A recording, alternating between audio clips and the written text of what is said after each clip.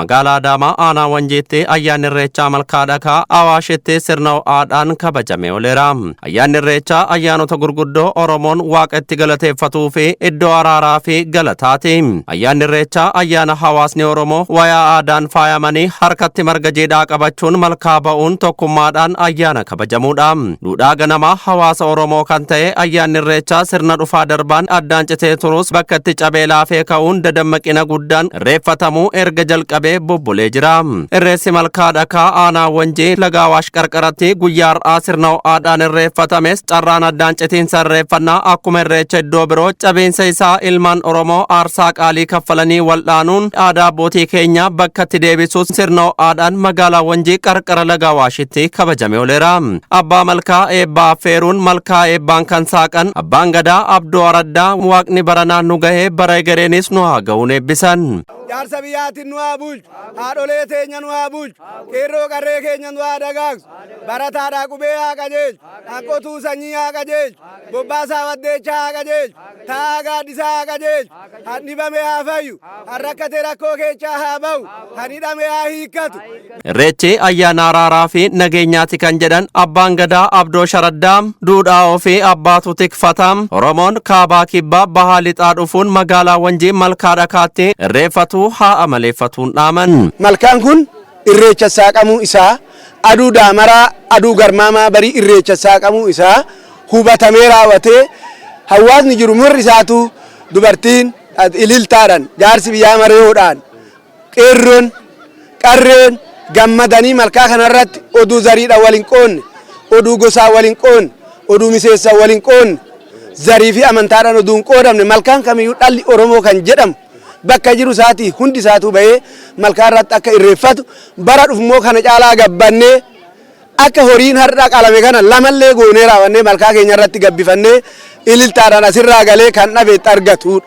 Akka ta'u kana dhaamsan dabarsa. Itti gaafatamaan waajjira paartii badhaadhinaa aanaa Wanjee obbo Masfin Biraanuu hawaasa Oromoo fi sabaaf sablammootaan baga ayyaana irreechaa malkaa dhakaan isin ga'e jechuun ayyaanni irreechaa ayyaana jaalalaa fi tokkummaa ta'uu dubbatan. Irreechi guyyaa har'aa gaggeeffamu dhugaa dubbachuudhaaf tanan irreecha seena qabeessa jennee yoo kaasne waan nama qaanessuu miti waan jedhu san qabnaa jechuudha. Sababni isaatis naannoo kanarratti irreechi durii yeroo Oromoon jaanjillee naannoo kana turetti karaa adda ta'een karaa aadaa fi duudhaa isaa eeggateen irreechi kan gaggeeffamaa ture ta'uusaa seenaan tokko tokko ni ibsa.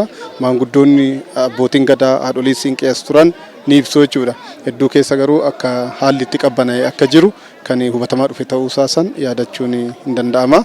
Amma irratti garuu karaa adda ta'een karaa bifa ho'aa ta'een karaa aadaa fi duudhaa safuu uummata Oromoo naannoo kanaa ture saniin deebisuu danda'uun karaa baratame irraa karaa adda ta'een guyyaa har'aa kana irreechi gaggeeffamaa jira.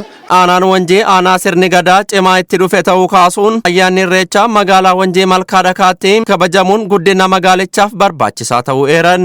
Faayidaan irreechi iddoo kana daran olaanaa dhannee olaalle gaarii ta'aa jiru. Akkuma agartan naannoon kun teessumni lafaa dirreen kun malkaan Awaash cinaadhaan jiraachuun isaa adda isa taasisaa jechuudha.